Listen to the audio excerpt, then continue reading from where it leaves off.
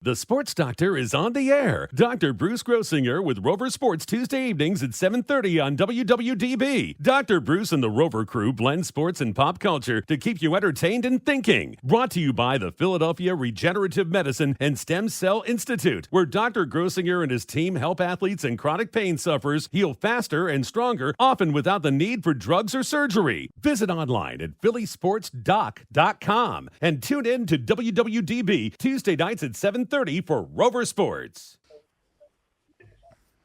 We are Rover Sports, and essentially we are here with Dr. Stephen Lewis, Josh Stacey, Matthew Vito, Kyle Newby, and Spencer Grossinger, the coach. The other coach is coming in from a very rain-filled Lancaster.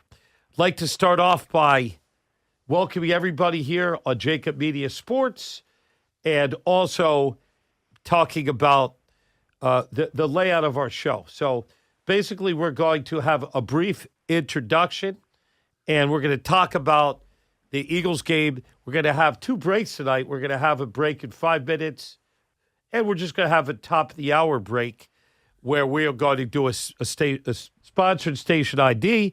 But the most important thing we're going to do is to be all talk tonight. We have eliminated the music because the YouTube dictators basically didn't want us having any music. And if we really need music, we're just going to sing a cappella. But, Steve, I watched the game last night, and I came away with a lot of feelings about it. Number one, I couldn't believe the Eagles actually won the game in the rain, similar weather we have tonight in Kansas City. And I'll quote Seth Joyner, then we'll roll into our discussion. Seth Joyner said that if they played the exact same type of game 6 times, the Eagles would have won exactly one of the 6. But last night was that particular game where the Eagles won. And many of us are still in disbelief that they did win. Dr. Lewis, some of your thoughts, broad strokes here. Boy, Seth sounds like Herb Brooks from USA hockey team, that they would have won only that one game. Last night's game was the most watched Monday Night Football game in the last 25 years. I don't know if you knew that. No, so I didn't hear that at all. Everybody was watching that game. And, look, a win is a win is a win. And they did not look pretty at all out there. They were very fortunate that Kansas City had a tremendous amount of drop balls from a couple touchdowns. I mean, it was crazy what was going on, and poor Pat Mahomes just was absolutely flabbergasted. Even Travis Kelce, the sure-fired Travis Kelce that catches everything, just was dropping things. So the Eagles were very lucky, but at the end of the day, and it was not a good game from Jalen Hurts. It may have been his worst game of his career. I mean, he just looked terrible out there. He underthrew a ball that was an interception to AJ, and then he underthrew the ball to Devontae that if he had thrown it better, it would have been a touchdown. They ended up getting a touchdown. But nonetheless, who cares? At the end of the day, who cares? They won the game. They're 9-1. They have the best record in the NFL. And every time they've done this, that they've started out this good, they've been in the NFC Championship game. And we expect the same. So Vegas, here we come. We are Rover Sports. We have Coach Josh Stacey, who's coached many different sports, certainly college basketball in 2 large D1 places, also a lot of football. I know that, like everybody, like you said, across the nation, it was the most game. I'd say across Philadelphia, I saw a lot of patients today in the office. I don't think I saw one person who didn't see the game, even casual fans. A lot to unpack from the game last night. Josh, what are your thoughts? Well, I thought the play calling was pretty mediocre and actually Abysmal. bad. It was bad. It was absolutely bad. They couldn't get into any rhythm. Their offense. What was great was, Doc, they found a way to win. Great teams find ways to win, and they made adjustments at halftime. It was quite clear. The offensive line was all over the map. They weren't getting the right calls in. Steve Spagnuolo, who's the defensive coordinator for Kansas City, he did a great job mixing things up. And the offensive line, in bad weather, it was tough for them to see it, and they made those adjustments. I was listening to Landon Dickerson on the way in, and he said, we had to make the adjustments. We all messed up, but we played really hard, and good teams and good culture find ways to win. When you have seasoned leadership like this that have won big games before, this is what happens. This is why they win. This is why I thought it was an entertaining game to watch. And we have Charlie Bowles on the line. And so, Charlie, you're definitely a national guy. I'd say the the most dispassionate, independent of our hosts on Rover Sports. So I guess it's a two-part question. One is, did you find the game entertaining? Number two, what are your takeaways from the game? A couple of things. One, I think I said it last week on the air. There's no way Travis Kelce's play could have diminished that fast. He's obviously extremely distracted. You know, he's flying down to Columbia or wherever a week ago. He's not as committed, obviously. He's caught up in the limelight. I guess many of us would be too. His mother's even saying he reached for the stars, not about his football, about his girlfriend. I think he's obviously distracted. That's a big factor. That Kansas City has, obviously everyone knows this, nobody who can catch the ball besides him. On another note, I think Philly last night looked like they were calling plays. They weren't really running an offense. They were pretty much going play to play. When most teams kind of have an offense, set pre-game. I think they were just kind of, winging it. Overall, though, look at the play in the NFL. It's terrible overall. I think, honestly, I step away this from a non-Eagle fan as saying, wow, that's a pretty good win. Maybe their best win of the season. Maybe they didn't play the best, but it's a really good win, and they've established themselves. Who cares how they win? They have a better record than everybody, and coming from a non-Eagle fan, I was actually encouraged. Charlie, I one comment, this was, a lot of people said this wasn't a critical game or a must-win game for Philadelphia. I disagree. This, to me, was a psychological, unbelievably critical game that they had to go into Kansas City, a Super Bowl rematch, a team that they believed that they won that Super Bowl and just gave it away, and they had to win this game. They have never beaten Andy Reid since he was fired from Philadelphia, and winning this game from a psychological standpoint, doesn't matter how they won, that they won this game, they now know they could beat anybody in football, and they did it on the road in Arrowhead in unbelievably tough conditions, weather-wise, fan-wise, every way you can look at it. This was a critical win for this team, in my opinion. Totally agree, and we'll get to the picks later, but I think that leads on into what happens this week. Yeah, Charlie, they're 9-1. I mean, and again, it goes back to experience and leadership. When you have Jason Kelce, they should just try to keep him around for another year while they have this run going. Offensively and defensively, they made adjustments, and it was great. They always love to show the sideline shots where players are getting into it. I love it. That's passion. That's going to happen throughout the course of a game and throughout the course of a season. And teams adapt, and they did that tonight. We are going to go into a quick break, and we'll be back. We're Rover Sports. We're moving quickly on a Thanksgiving Day week. My name is Dr. Bruce Grossinger. I'm reaching out to those who suffer from spine and joint pain. We use treatment methods that require no surgery, no scalpel, no drugs. Running, walking, or whatever your desires are, Dr. Grossinger is where you need to come. You can benefit from the same PRP and stem cell treatment as Wilbert Montgomery. Call us now at 610-222-5675. That's 610-222-5675. Welcome back into Rover Sports, our second segment.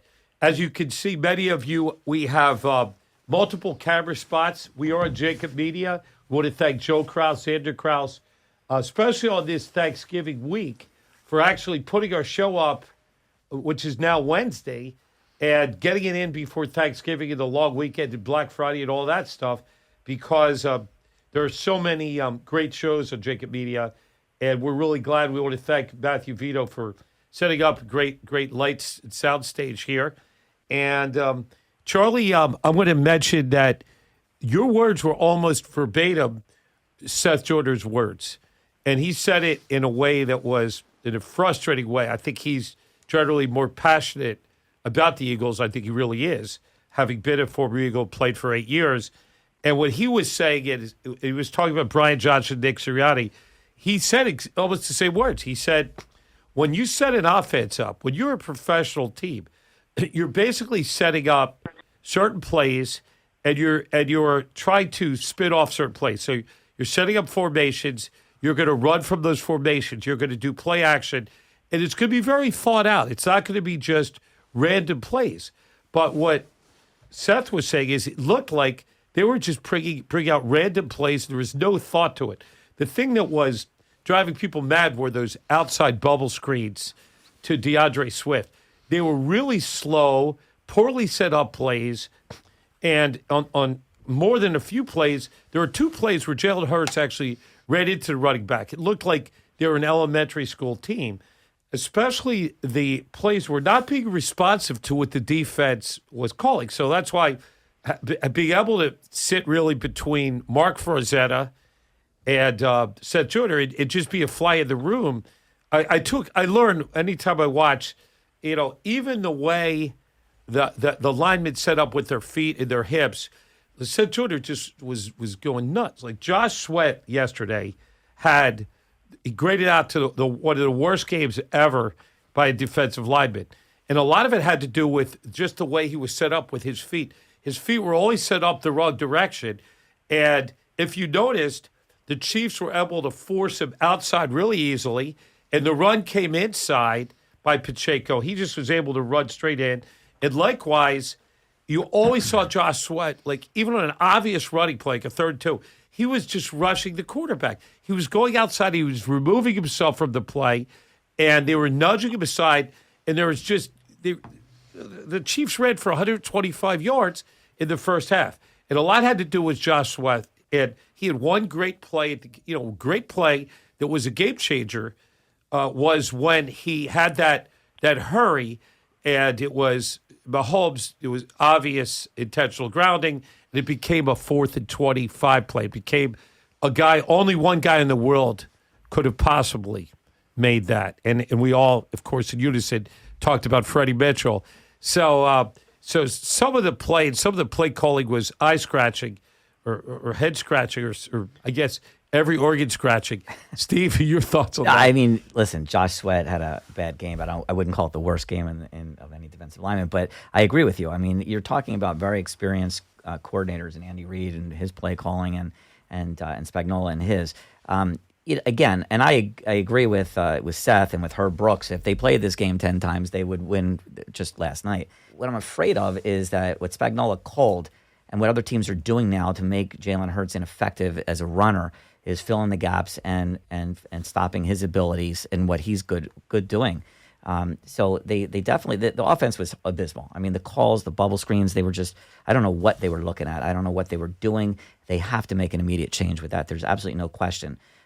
So, while they won the game, they're 9-1. Our job at Rover Sports is to dissect it and pick it apart and see what they can do better. But I agree with Charlie.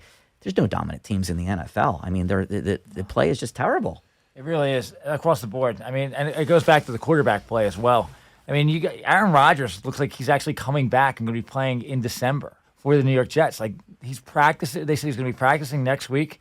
Charlie, you're talking about the one quarterback everyone's talking about right now, C.J. Stroud. He's a rookie. But everybody else across the board, you can pick every division, and they all have deficiencies in every. They're all going. Josh Allen going backward. Everyone's just going backwards. So, Charlie, you watch a lot of football. As far as this year with quarterback play, and also I would say with quarterback injuries, there's been as many injuries as I can remember. Joe Burrow going out with, I'm pretty sure, is a TFCC tear. Just looking where he was holding the ulnar part of his wrist, and knowing that that's the worst wrist tear you could have, more like the Liz Frank ligament, that unfortunately Jacoby Dean's going through. So when you hear Liz Frank, when you hear TFCC as a doctor, you always think that's bad. And Burrow, literally couldn't hold on to a football. And because there is an ulnar nerve, a nerve in the wrist called the ulnar nerve, and I believe that when he tore his TFCC, it also affected the fact he couldn't grip a ball. So Burrow's going for surgery. And in the NFL, they don't really tell you exactly like what ligaments torn. We don't know, ironically, Josh. We don't know what the MRI of Jalen Hurts' knee looks like, his left knee. We can presume that there was a bone bruise. I'm sure they're MRIing it. It's a magnet. It's not like he's getting radiated. But I think we can be clear that there's a lot of inflammation in the left knee. He did wear a brace last night. So a lot of people were using the fact that Jalen Hurts did not practice with the brace as evidence that he was getting better. Just looking at him from a sports doctor standpoint, Dr. Lewis, and looking at his left knee, looking at his mobility, I was watching the first half, and I was kind of torn between thinking that obviously Kansas City had a great scheme. They rushed particularly number 22. The slot corners, a guy named McDuffie. and he is tremendous. And what they were doing, they were overloading the side of Lane Johnson. They had Chris Jones and they had McDuffie both simultaneously rushing Hurts. And in Lane Johnson, who is a Hall of Famer, was flummoxed by that. But also, watching with Mark Forzetta, like who was at my left and Seth to the right, Forzetta, with his eyes, he believed that watching even the way that Hurts was moving laterally in the pocket, he saw a different quarterback that he saw last year. What did you think about watching him? I'm sure carefully tried to assess whether Hurts was compromised, and if so, how so? It's a good point that he wasn't practicing with a brace, and then playing with a brace is a different feel. There's no doubt. I don't know the rationale behind that, but I don't know that was the limiting factor. I just think that the defensive schemes that they were throwing at Philadelphia was different than what they've seen before. And the offensive line is fractured. It's not the same offensive line as last year. There is injuries, and like I said, I think Lane's trying to do too much out there, but he definitely was overwhelmed yesterday. It was not a Lane Johnson performance, no doubt. We're at the top of the hour. We're going to take a quick station break.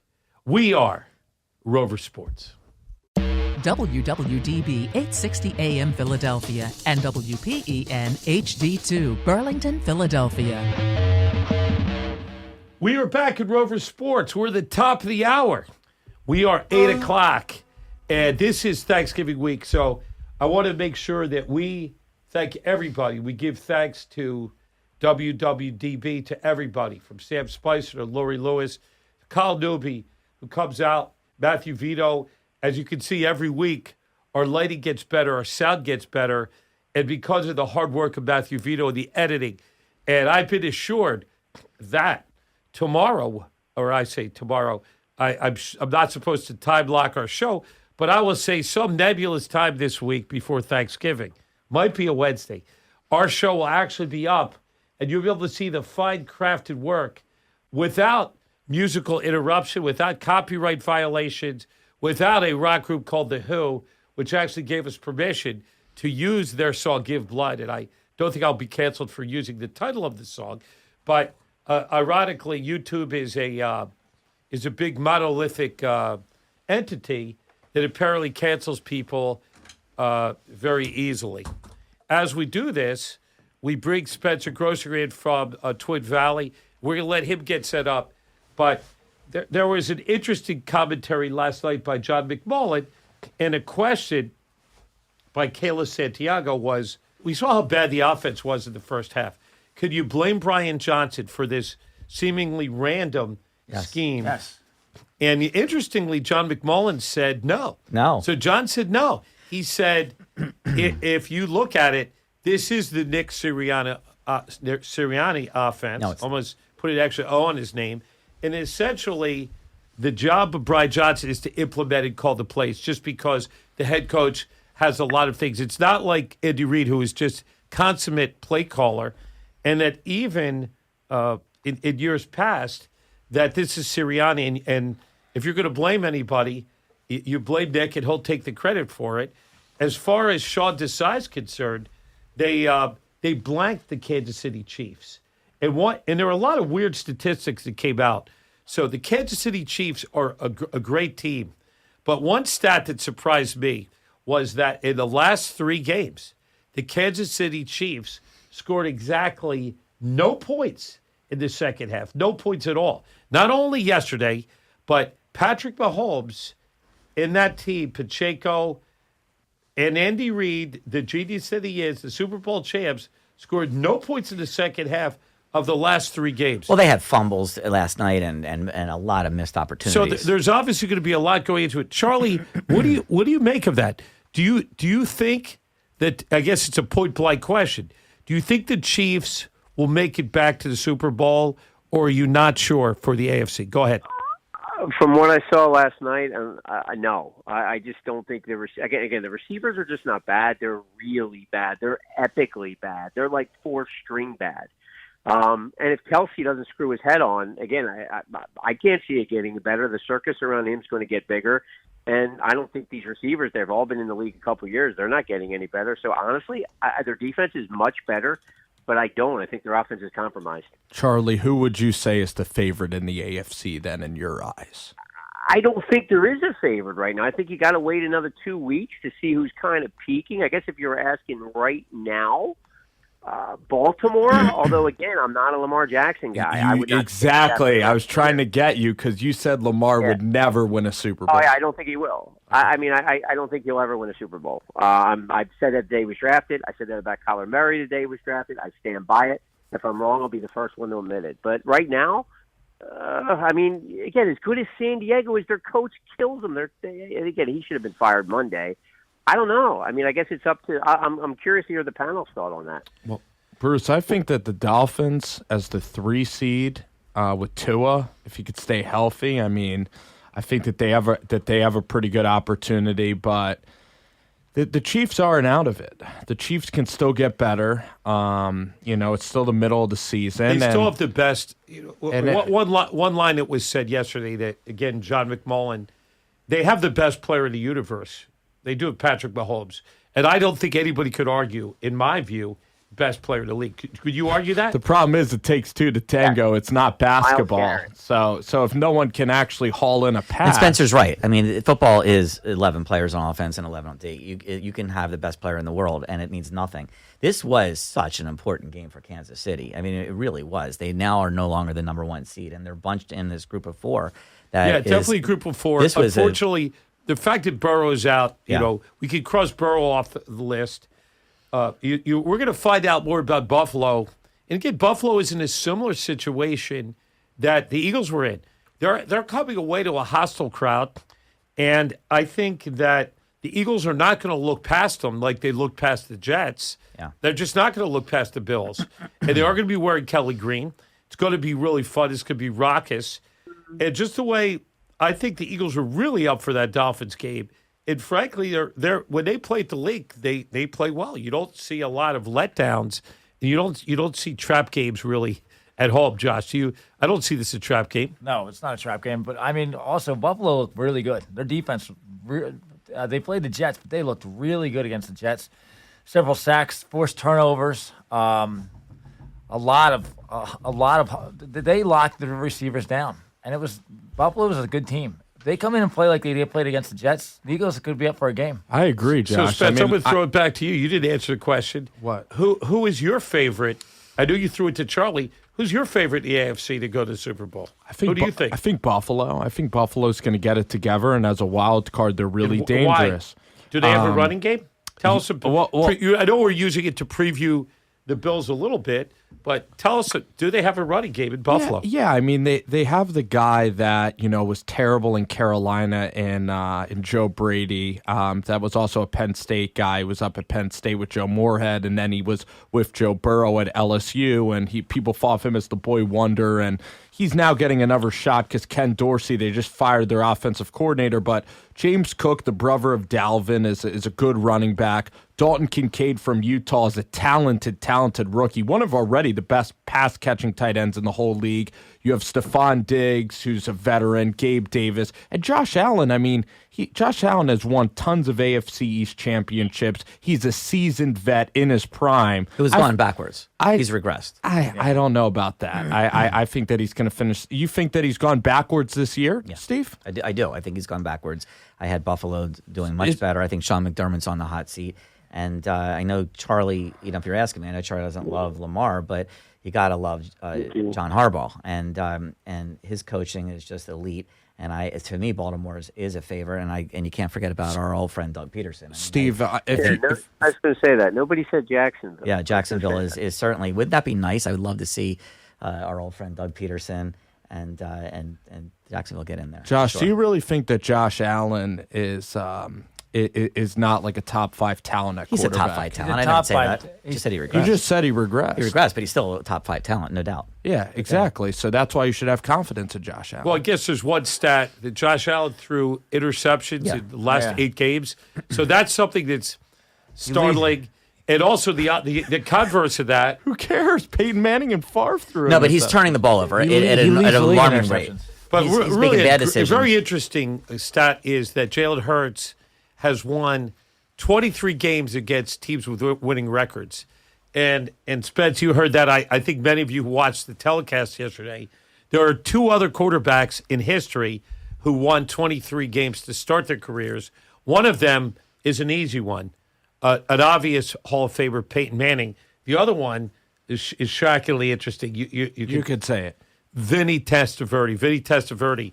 When I heard that stat, I was baffled by it, much like I was baffled when I heard the Chiefs didn't score a point in their last 3 games. I don't care.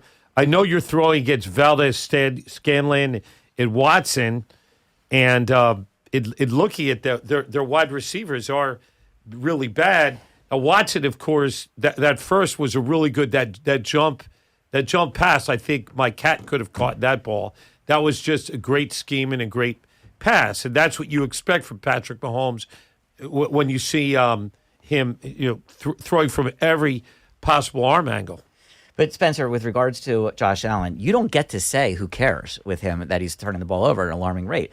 I mean, you could say it for Jalen Hurts. He's 9-1. Josh Allen's 6-5. So somebody has to care. I mean, you don't get. It's not a fair statement. Josh Allen is a winner. He's 6-5. Well, he's 6-5. So he's regressing. That's my point. I'm talking about the last 3 years of his career. He's taken his team season. deep into the playoffs every year. My statement was he's regressed. So he's taken deep, and he's been great, and now he's 6-5 and turning the ball over. So you can't say who cares. I think you can say Jalen Hurts. Well, you have to look. 9-1. You have to look deeper. They don't have a running game at all. Their running game is one of the worst in the NFL. So he has to really do the heavy lifting there in Buffalo, Josh Allen. I think they do have. Also, the competition that he's playing. I mean, he's playing in a very tough conference. He's playing in the Jalen Hurts. You get the Jets, and then you got the Patriots. They're terrible. Come on. You don't think the Jets have a good defense? They have a good defense, but they're out. But they're the only team that beat Philadelphia. They destroyed the Jets because of their Monday. defense. We are going to switch gears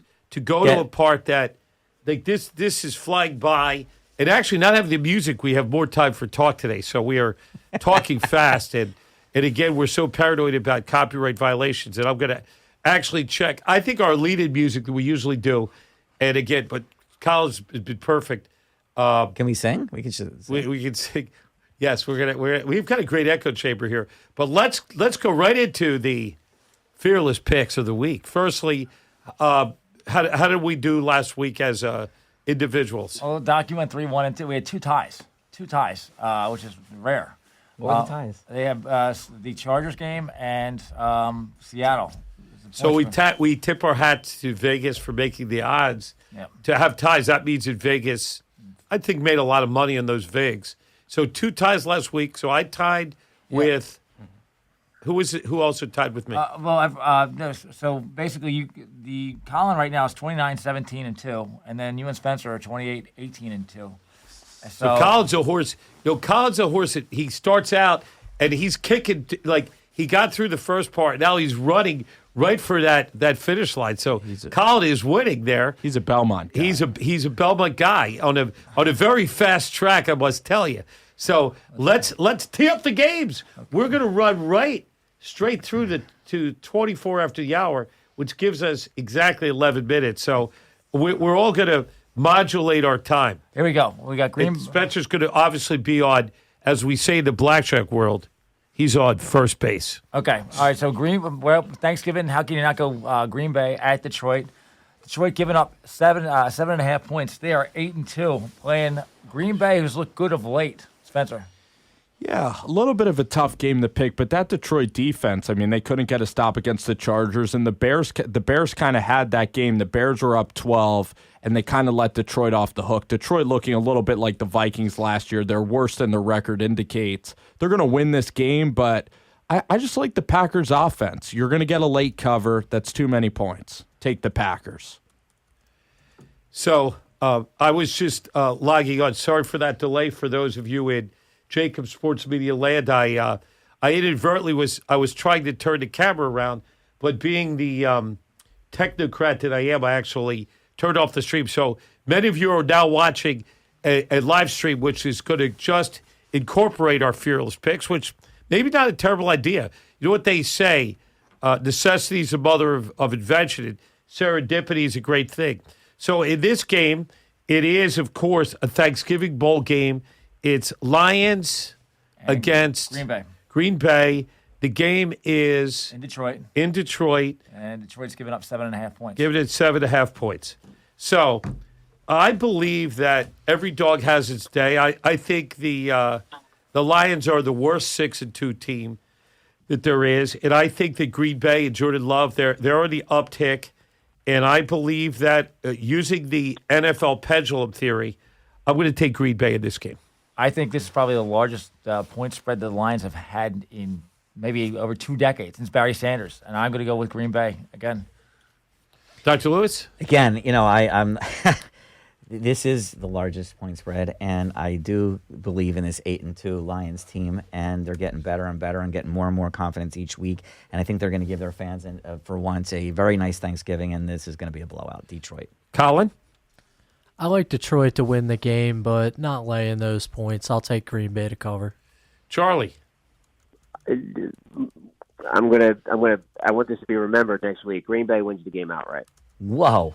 All righty, I like that. I like whenever I could be on the side of Charlie.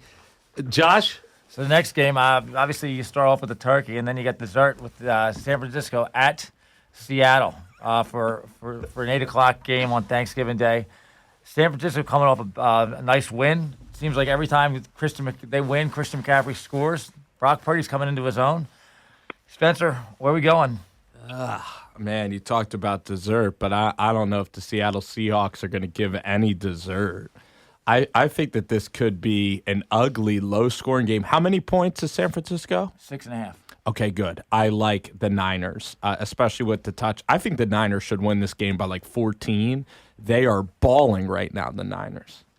Yeah, I think so. I think there is some health issues on the Seattle side with Geno Smith, and he's battling through injury, much like Jalen Hurts is. And I think that San Fran is going to keep their nose in the fight. They really need – it's kind of a must-win for them if they want to have a chance of securing home field. So I'm going to take the Niners in this game for those reasons. Yeah, Kenneth Walker is injured. He's out of the game, the running back for Seattle. So I'm going with San Fran. San Fran's going to knock the socks off of them. San Fran. Colin? I'm afraid Seattle's going to slip a little bit here down the stretch. I like San Fran to cover. Charlie? I feel like we're all about to be punked because Geno Smith may not even play. Walker's oblique. He's out. How is this line only 6.5? What are we missing? Drew Lock is terrible. He's not even an NFL quarterback. I mean, I know one person here is part of the Drew Lock fan club, is actually wearing a Drew Lock shirt under his Tennessee jersey. Go ahead. I mean, Charlie, other than it's in Seattle and it's at night, yeah, it's going to be a crazy crowd. But I love this. I'd love to go. I'm missing something, Seattle, but we're not. I mean, San Francisco's a better team, and if Geno Smith isn't playing, I can't believe there's a line on this game. It should be off the board right now, but somebody knows something. All right, so what's your pick? I took San Fran. I Okay. just can't. I can't go with that. I can't ride that line as much as I want to. I can't. Good. So I believe it's like the first ever Friday game. Did you do Dallas or Black Friday or Friday? Dallas Washington? Black Friday game. We could do that one. Okay, so of course we'll do another traditional Thanksgiving Day game. We're going Washington at Dallas. Thanksgiving feast. Dallas is giving up 11 points, Spencer. I love that the Cowboys they're really America's team. They're always in this spot. It's just familiarity. It's lovely 4 o'clock in Jerry World. I really think that the New York Giants, by the way, have swept the Washington Redskins in the year 2023. Tommy DeVito looked like a better quarterback than Sam Howell, and this is the same Sam Howell that threw for 500 yards against the Eagles, but that's the NFL. Washington is done. Riverboat Ron has only had 3 winning seasons in 10 years. He's one of the most overrated head coaches of all time. Dallas is going to win this game by 25. Yeah, I hate to be a me too, so to speak, but I'm going to say that I think Washington was terrible. They made the Giants look great. I mean, I watched that whole game, and the Giants just look great. So I'm taking Dallas in this game. I think I think Sam Howell's going to actually play pretty well, and he's going to keep it close. They're not going to win, but I think he's going to keep it under 11. Sam Howell's not going to keep it close. Eric, the enemy, is going to wish he stayed in Kansas City. Washington is going to get pounded. Take Dallas. That's a big spread to throw out there in a division game. I like Washington to cover. Charlie. Washington coming off one of the most pathetic performances last week. I'm not much of a teaser guy, but looking at the last games, Dallas, Miami, San Fran, 3-team teaser. All they got to do is win the game, each of them. I love that. But again, I agree. Coming off just again the way the NFC East is back and forth. Terrible performance by the Giants. They come back and win outright. I think Washington finds a way to cover. Okay. Sorry, that's just because we have the external speaker here. So sorry, we're in order to hear Charlie, Don't get close. we got to turn him up and let's. Okay, that's good. It's not him though. It's the external speaker because we're back old school again. So let's go. So Miami, a rare Friday game in the NFL. I think maybe one of the few ever. Miami travels up to New York. Miami's been on fire. The Jets look like their defense is great. Garrett Wilson's falling apart. Who knows who's starting? I think we have a Timothy Boyle. Yeah, Taylor Boyle. So Miami -10. Spencer. Good. I like that this is a high number. I think that this is I think that we now have to talk about the counterintuitiveness of the NFL. That Jets defense, a little revolt against Zach Wilson. The Jets defense is going to play well enough that this is actually going to be an ugly game and they'll get to Tua. I can't pull the trigger and say the Jets are going to win outright, but I like the Jets with the points. Yeah, I like. I think this guy Boyle is going to do an old, not new, but an old Tommy DeVito impression, which means much like Danny DeVito. I wouldn't bet on him. I'm taking the Dolphins in this game. Yeah, the Dolphins just have too much firepower. Tyreek Hill hopefully continues to stay hot. Miami. I agree with the you guys here. Miami's just going to absolutely blow the doors off New York here on Black Friday. Colin? I think Miami has got enough firepower to do it. Take the Dolphins cover. Charlie? This is one of those rare games that Miami could lose the turnover ratio by 2 or 3 with 2 picks and still cover, and I think they do. How are the Jets going to score? Josh? Okay, I went with Miami. So the next game we have great AFC matchup. Young up-and-coming quarterback in C.J. Stroud. People have talked about the MVP and Jacksonville and Dougie P. Dougie P traveling to Houston. Only giving up 2 points. Spencer, where we going? So the Jags are favored. Jags are favored. Classic wrong team favored. I love Houston. C.J. Stroud. I mean, the Jags don't play well on the road. I'm loving the Houston Texans in this game. This will be my lock of the week too. Stroud has just played great, and I'm not a Jags fan. I never really. I'm not a believer. I'm not even saying a fan. I'm not a believer. I'm taking Houston. I gotta go with Jacksonville. They played really well last week. They're up and down, but I think they win this one. I'm a huge Jacksonville fan. I love Trevor. I love Dougie P. That being said, D'Amico Ryans, baby. I mean, this is the turnaround story. I mean, he's just doing a great job. CJ I loved him in Ohio State. I knew he was going to be a great pro. Take Houston and take those points and take the win. Colin? I like what Houston's got going also. I think they can beat Jacksonville this week. That might be a good one to take outright also. Charlie? I agree. I think Houston wins. I think Houston wins outright.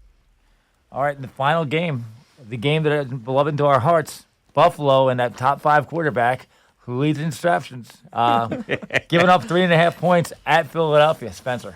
I think that the Bills, like on a Super Bowl future bet, like I really think the Bills are exciting at plus 2,200. We could bookmark this. I think that this is the beginning of the Buffalo rise. This is a trap game. The Eagles get trapped all the time. They got trapped in Washington. The Washington game with Sam Howell, the ultimate trap game before that Dallas game.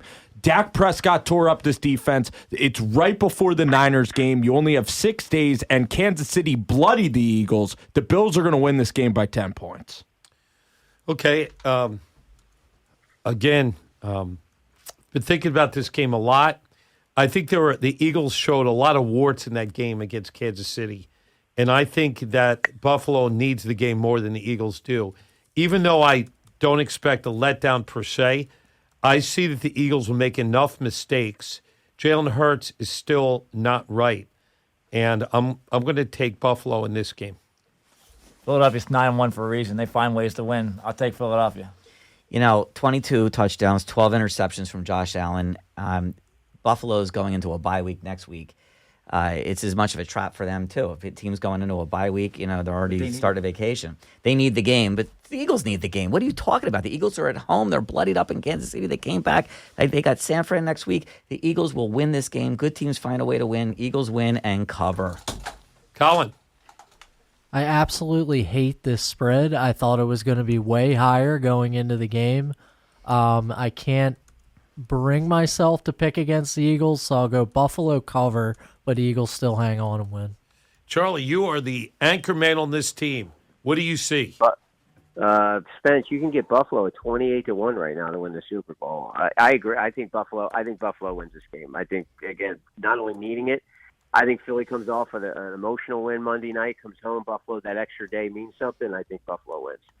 I want to thank everybody for logging into Rover Sports. It was a great night. Thanks to JAKIB Media. And as always, good night and good sports.